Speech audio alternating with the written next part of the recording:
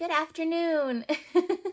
Welcome to home economics class. It's your teacher, Luna. So I'm feeling a little under the weather, and I thought it was a perfect day to teach you a lesson in cooking basics. And so today I'm going to show you how to make chicken soup. Now, as a note, the chicken soup I'm going to be making is a hearty chicken soup, which is great if you're feeling feverish or anything like that. But if your stomach is under the weather, like stomach flu or, the runs or something like that, you'll want a higher ratio of water relative to the amount of ingredients that I'm putting in this. All right, so let's go on over to the kitchen. All right, class. I will be making 6 quarts of chicken soup in an 8-quart pot.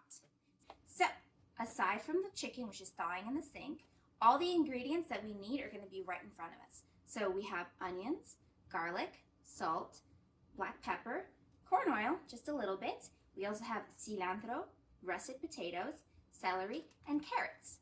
Instead of noodles, I like to use quinoa and a mix of couscous and orzo pasta. As an extra additional option, I like to add eggs into the pasta, but that's only if it's not my stomach that's feeling under the weather. All right, so let's get started. All right, so everything here, it will be our cooking tools. This is the 8-quart pot that I mentioned. Obviously, if you're making less, please scale down all the ingredients that I'm going to show you. But I like to make a huge batch because I come from a big family and because you can just put them in these little containers and freeze them, and then you can have a ready-made bowl of soup for when you're feeling sick to just pop in the microwave. All right, so then I have a cutting board for all my vegetables. I have a chef's knife, and then I have another plastic cutting board that has seen much better days. And this is going to be for the chicken, and it's just to make sure that there's no cross-contamination, and I don't like to cook chicken on a wooden cutting board. I prefer sort of silicone, plastic, stuff like that. It's totally optional. You could also just take the whole chicken breast and throw it into the pot, and then when it's done, take it out and just sort of shred it, and then throw it in. But today, I'm going to show you how to cube it ahead of time so that you get all those cute little pieces. All right, so that's everything. Let's get started. All right, so I'm going to take my 8-quart pot and put it on the stove, off camera for now. So the first thing I'm going to do is I'm going to take just this little bit of oil here. Corn oil is what I use, and pour it into the bottom of the pot. And I would say that was about 2 teaspoons, maybe a tablespoon max of corn oil. You don't want too much oil because oil isn't the best for the stomach, but you just want to sort of like saute the garlic and the onions. And I will show you everything in the pot, but I don't have multiple cameras. I'm not a professional here. Next, we're going to have minced garlic. And I'm just going to grab sort of like a whopping amount. Yeah, I'd say that was about a tablespoon, maybe a tablespoon plus a teaspoon. Done. The salt and the pepper will go in once the onions go in. So let me move this to the side. So let's cut the onion. Now, you don't need very much. About this is all you need, and you don't have to dice it. I just cut off the tip. I don't like the texture of onions. So usually what I'll do is I'll cut it off, put the rings in that are large and whole, and it'll give the flavor and health benefits, but then I'll usually pick them out or leave it for my husband who does like to eat them. All right, so starting with this knife, we're just going to grab the base, and we're going to be careful with our fingertips, all right? So I'll show you how to chop later, but we're just going to put it here and just slide it through. Now it's halfway. Now I've got a good, decent hold, so I'm not going to cut myself, and I'm just going to kind of, once again, being careful, going as slow as you need to cut it out. So this gets thrown away. So I use all these rings. I have about, 5 rings, just the edge of it, and these are going in the pot. And then this gets stored away in the fridge. So the salt and the pepper go next, and even though I'm the type to do it by eyesight, if you're putting pepper, you're going to want about a quarter to a half of a teaspoon of black pepper. You don't want too much because this is your sick.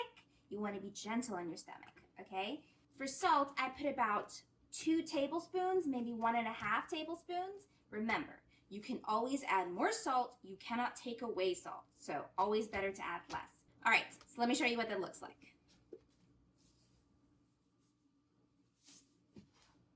1,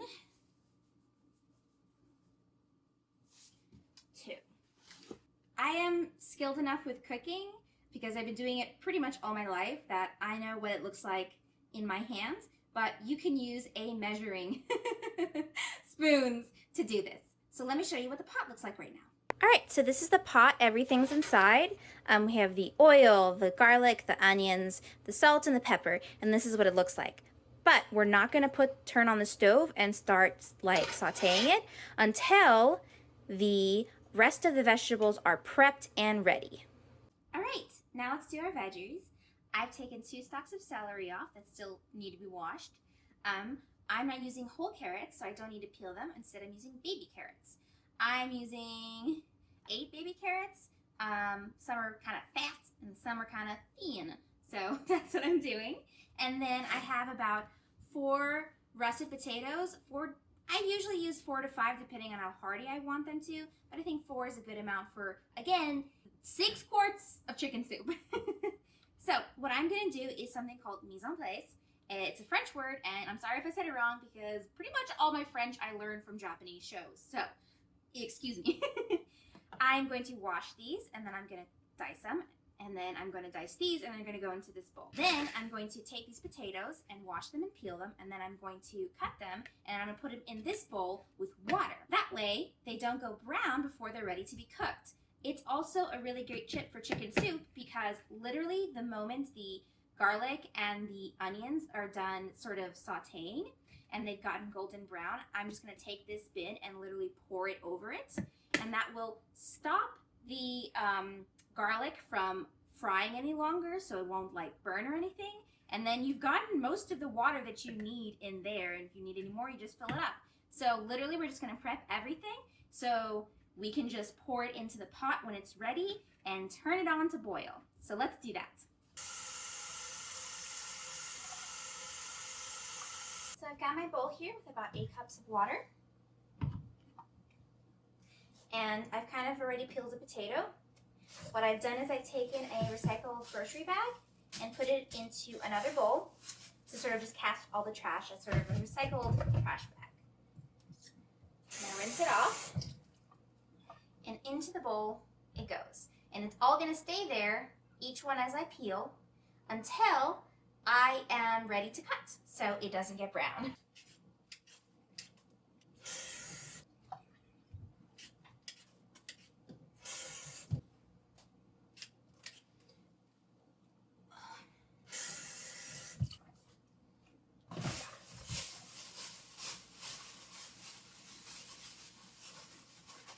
Okay, so now we're ready to cut. Let's start with the celery. Remember, we're going to hold our knife with a grip like this, not like this.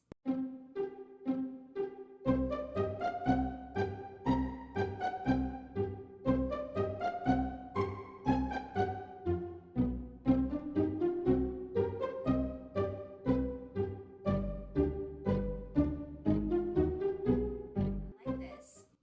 And when we're cutting, we're not going to have our fingertips in the way. We're going to have our knuckles, because that's harder to cut through, okay? So you're gonna hold it kind of like a cat's paw, all right? I'm gonna cut off these ends with the white parts.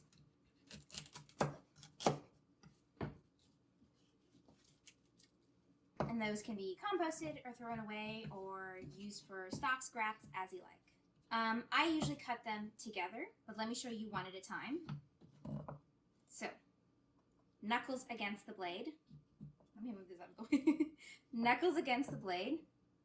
Even though I'm super far away, I'm just still gonna have my knuckles out, and I'm just gonna sort of saw back and forth like this. So I'm gonna show you sideways. Put this stuff in this bowl. Knuckles, holding it down, making sure that it completely hits the board.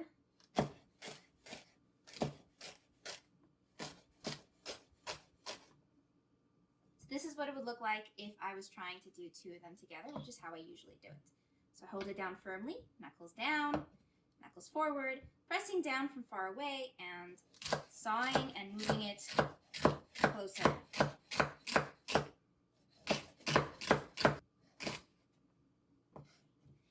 So now we've got this.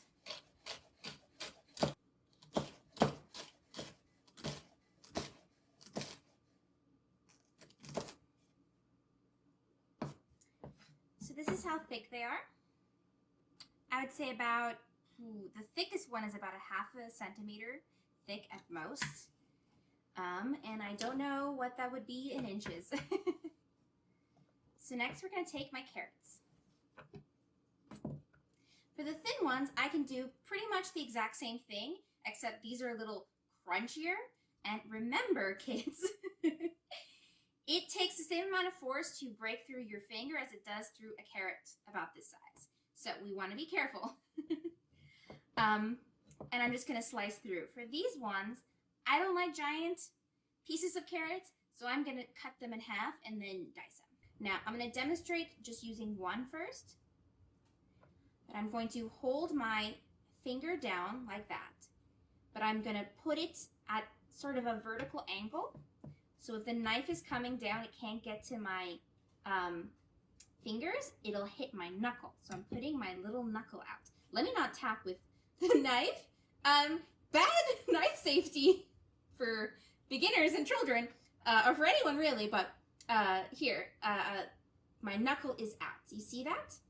That's the way I want it. So let me show you with one. There you go. And then if you have to kind of hold it like this, just go very slow. Remember, doesn't matter how slow you go, as long as you get there in one piece. So let's do them all.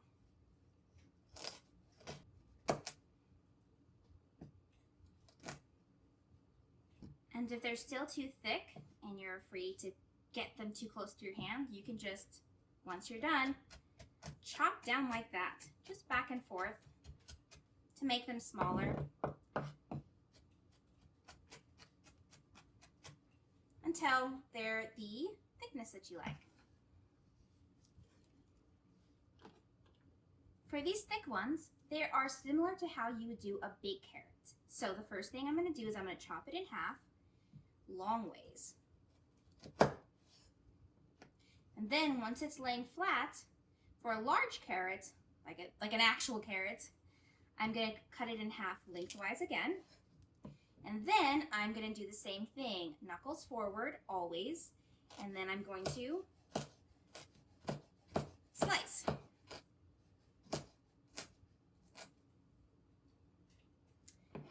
Now if you like bigger pieces for these baby carrots, you can just, after you do it lengthwise, slice. And again, you can do them whole like this if you want, just chopping whole pieces, and then just chop it down until they're the size that you like. So, there we go. Are they all exact size? No. Does it matter? No, it's going into soup. Who cares about prettiness? We're trying to learn how to cook.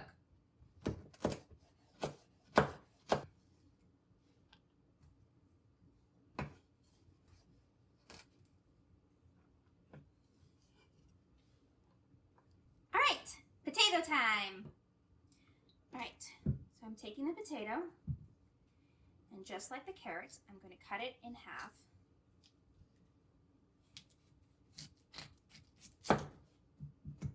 Lengthwise, and then cut it in half again.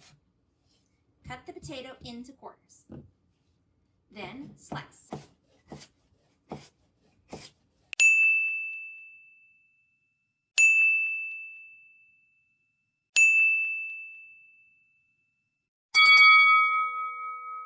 And these you can be thicker. In fact, you don't want the potatoes to be too thick. So I would say, here's a good range. It's about 1/2 inch to 1 centimeter. And then in they go back into the tub of water so they don't brown. And that's because if they're too thin, then by the time the chicken is cooked and the pasta is cooked and the egg is done being boiled, if you choose to do that, your potatoes will dissolve. So I would say no less than a centimeter or half an inch.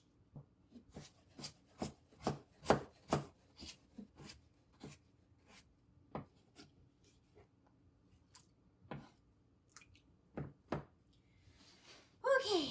All right, we have our veggies prepped, so we can move on over to the stove and start sauteing this. I'm gonna turn it on medium heat. So I'm just gonna take my spatula and stir everything together.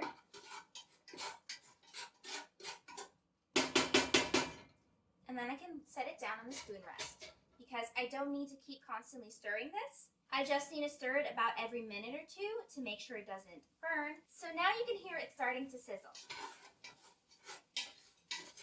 I just want to stir a little.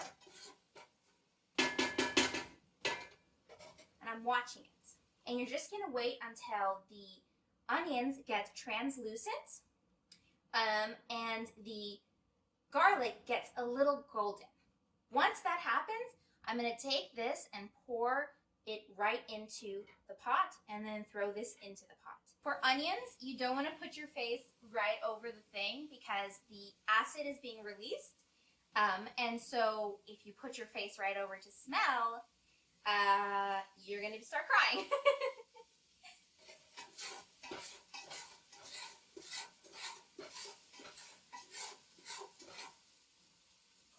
So right now I have it on what would be 3.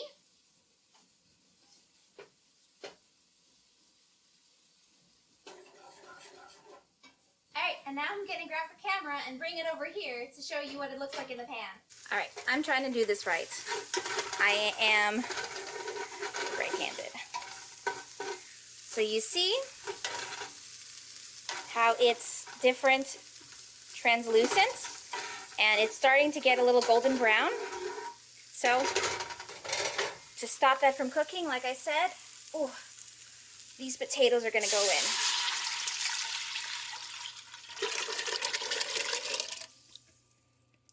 in. Immediately stops. All that goes in. Take the pan, the spatula, and stir. Making sure I'm moving it around the bottom to make sure nothing's getting stuck. So it actually needs more water because remember, I'm making 6 quarts.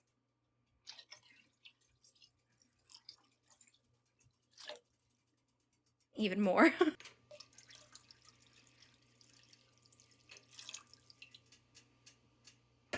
I'm going to leave it there because remember, I'm going to be adding eggs and a whole chicken breast into this. So when those go in, the water level is going to go up and we don't want it to boil over. So at this point, I'm just going to cap it. And then I'm going to turn it on high, like I did. And it's going to boil. And in the time it takes this to get to a rolling boil, I can prep the chicken. All right, so I'm going to use the same knife and bowl that I've already used just to save on time. And what we want to do is cut it into cubes and strip the fat from it.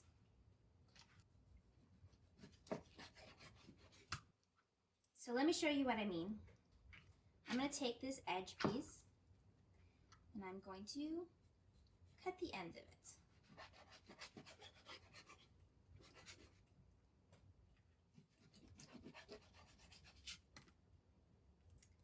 I want to make sure not to get it on the counter. There's the fat.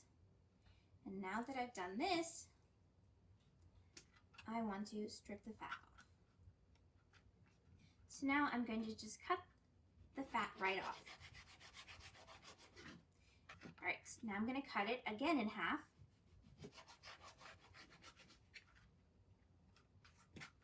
And I like lots of little bite-sized pieces.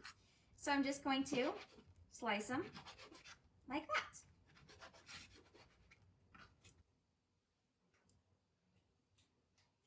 in the bowl they go.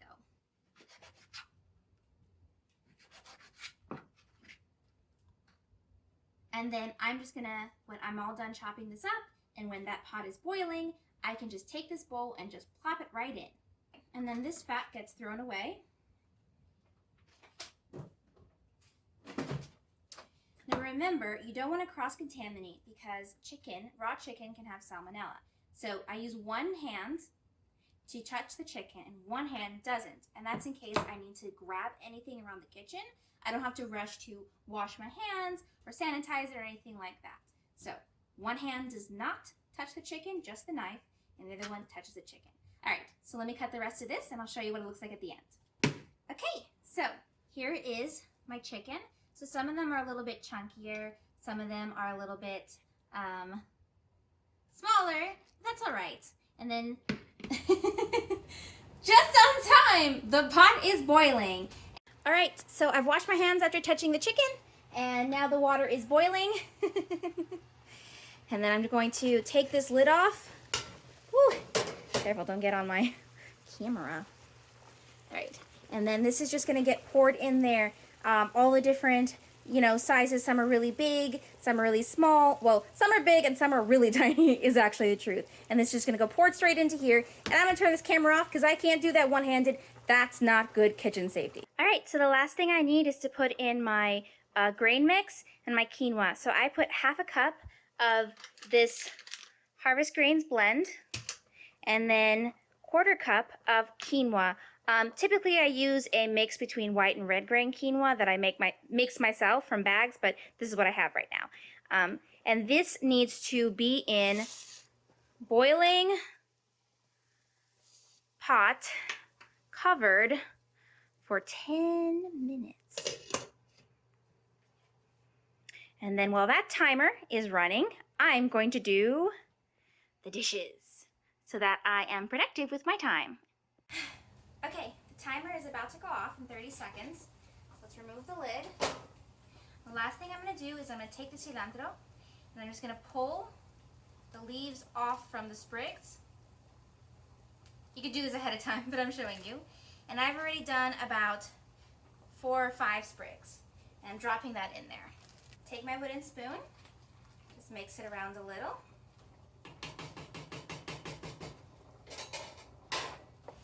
Then I'm going to take my eggs, I'm going to crack them and just drop them into there, one at a time, not stirring. So I'm just going to get like a whole boiled egg with some little egg whites around.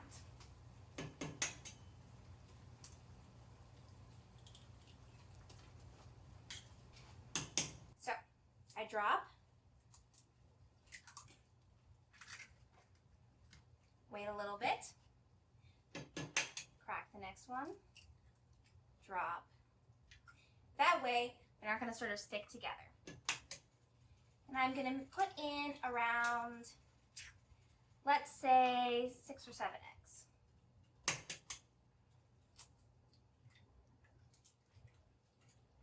And this is going to make the soup very hearty. All right.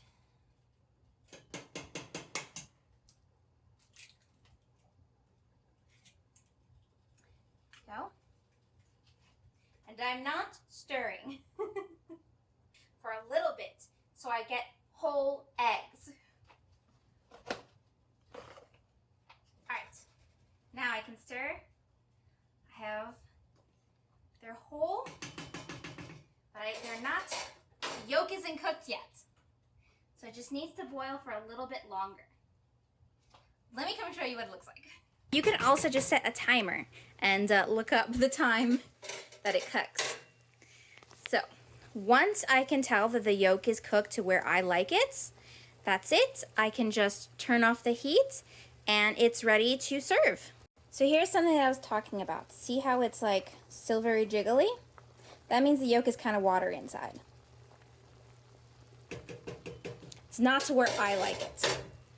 I like my yolk cooked fully, yellow, firm, or orange if you're in a country that like has, you know, good eggs.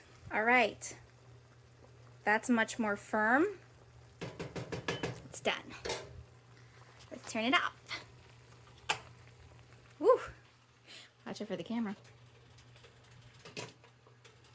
Time to serve.